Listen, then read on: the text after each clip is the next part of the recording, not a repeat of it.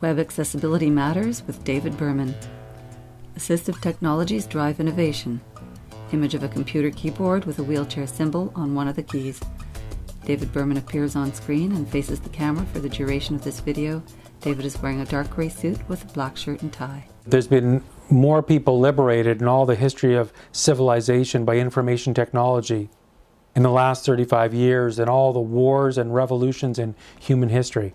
And now I'd like to show you what some of those technologies are, because we have such a panorama of human ingenuity going on that are bridging the challenges and making it possible for people with a variety of challenges or disabilities or even temporary impairments to be able to perceive and participate in ways that simply weren't possible before. Living in a digital age means that everything's now digitized. It means that things that words, ideas, innovations that couldn't be perceived before can now be perceived by everyone. Let's look at what some of those technologies look like.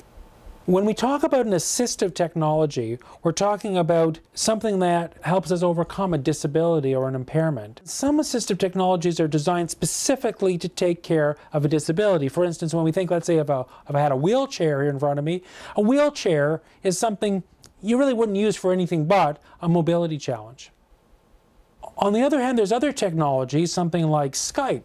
Lots of people use Skype for typing back and forth to overcome various disabilities, even though Skype was not designed as an assistive technology. Now, when we talk about electronic assistive technologies, we're talking about assistive technologies that were specifically designed to overcome challenges in the digital world.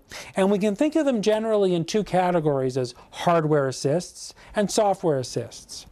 Let's look at some of the ones that are most prevalent, keeping in mind that in general, when we identify an assistive technology, typically we're either substituting one human sense for another, for a sense that isn't available to us right then, or we're taking a sense and magnifying it. So for instance, let's say someone can't read, and maybe they can't read because they don't know how to read, or maybe they can't read because they can't see the letters. Either way, we can use the ear instead of the eye. And so we have technologies that read things out loud. A screen reader then is often the most common example of an assistive technology that's accommodated through good web design. And so a screen reader will simply read the content out loud if the website, if the product, if the PDF, if the document is designed to be read out loud. And so one of the key things we do to websites is make sure that they work well with screen readers. We have a number of other technologies, though, that can help us as well. For instance, we have software that's actually designed to optionally read out loud.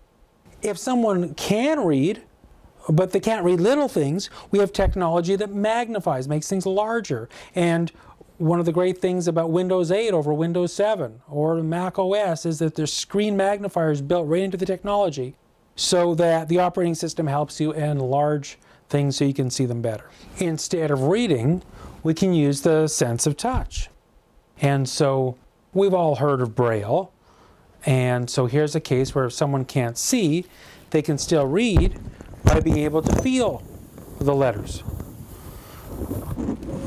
But that technology has manifested itself in the online world through using innovation in Braille. So for instance,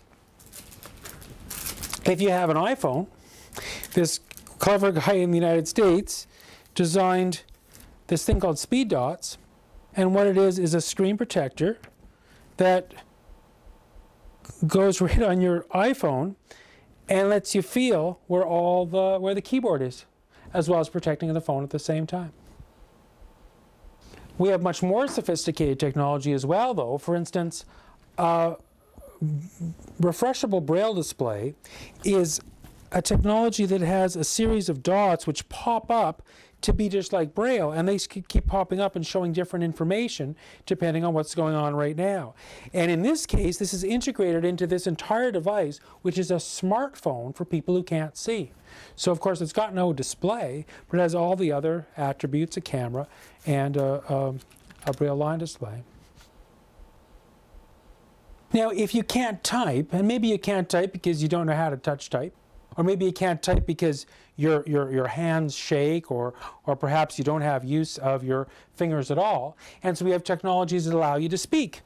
Now, here's another case where designing for the extremes is benefiting everyone, because, of course, in the last few years, the ability to direct our smartphones, and who knows, it's sometime soon, perhaps our automobiles, through voice has become something that we're all enjoying. But the technologies behind Siri and Google Now started 2 decades ago as technology being developed specifically for people with extreme difficulties. Now, if you can't type as well, you could perhaps use different parts of your body to be able to simulate typing. I'm showing a picture of a child, and she's wearing a sip-puff device.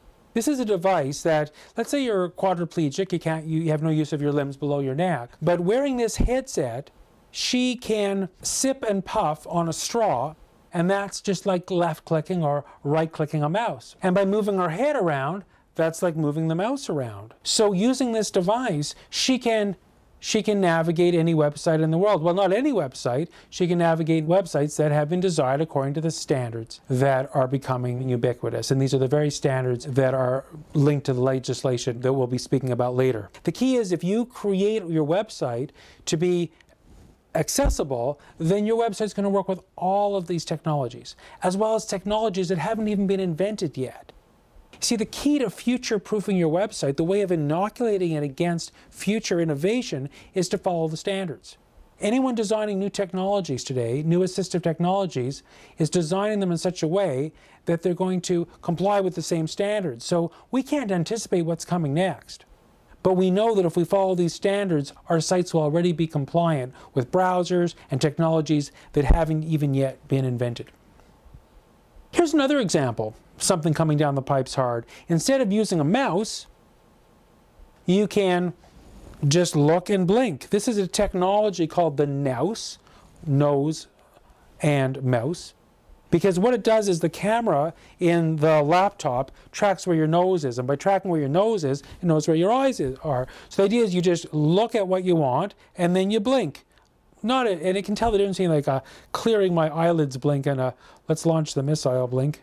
So the NOUS, this type of technology is becoming so attractive that Lenovo is planning on building NOUS-like technology into all their laptops over the next couple of years. Imagine people wandering around with their tablets blinking and stuff. It's coming to a tablet near you. Now, when you combine that with the ability to have an on-screen keyboard, it means that you can potentially choose letters as well. So it means someone can type just by looking and blinking. That opens up all sorts of possibilities for people with extreme situations, as well as anyone who would enjoy the efficiency of that. Another swap is if you don't have the ability to hear at a certain time or the ability to speak, we have alternatives using gestures, of using typing, of being able to watch someone as they do sign language. There's so many different techniques we've come up with to overcome, and the new ideas are just propagating as more and more people are able to develop for tablets and all sorts of new touch-based technologies. This is all about paddling towards an ideal situation. Our goal is simply to paddle towards a common ideal. That ideal is that no matter what your disability, no matter what your difficulty, no matter your skill level, no matter what browser you're using, what operating system you're using, what type of technology you're using, what speed your internet connection is, no matter what, that you should be able to access everything all the time. And you know what? We're never going to achieve that. And I don't want you to be intimidated by that, because we don't have to do a perfect job. We simply have to do a better job than we're doing today. And if we simply exceed these minimum standards that have been established for us, we can include everyone. We can not just accommodate everyone, we can have the ability to delight everyone. And that's worth doing. Appointed a high-level advisor to the UN, David Berman has traveled to over 50 countries, inspiring professionals on how we can design a better civilization. Rated #1 in North America as a speaker on accessibility, he's presented at the largest design conferences on 4 continents. David has audited websites of 40 countries for the World Wide Web Foundation. His book, Do Good Design, is published in 5 languages. Expert speaker David Berman. Links to resources mentioned can be found at www.davidberman.com/accessibility #resources. Produced by David Berman Communications. Production credits: Ben Armitage, Jennifer Beharry, Veronica File, Simone Flanagan, Cynthia Hoffos, Stephen Kimball, Maciej Kozlowski, Khadija Safri, Justin Stratton. Copyright 2014, David Berman Communications.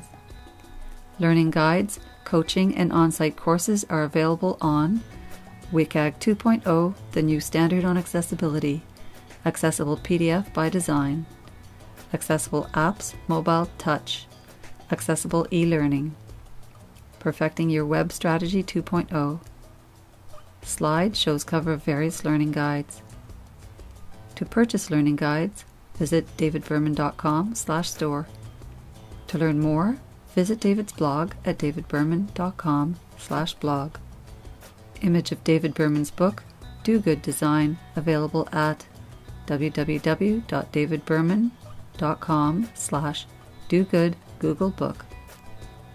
Contact us for accessibility workshops, webinars, audits, remediation, and certification at facebook.com/David Berman Communications, on twitter.com/David Berman, or call us at 1-613-728-6777.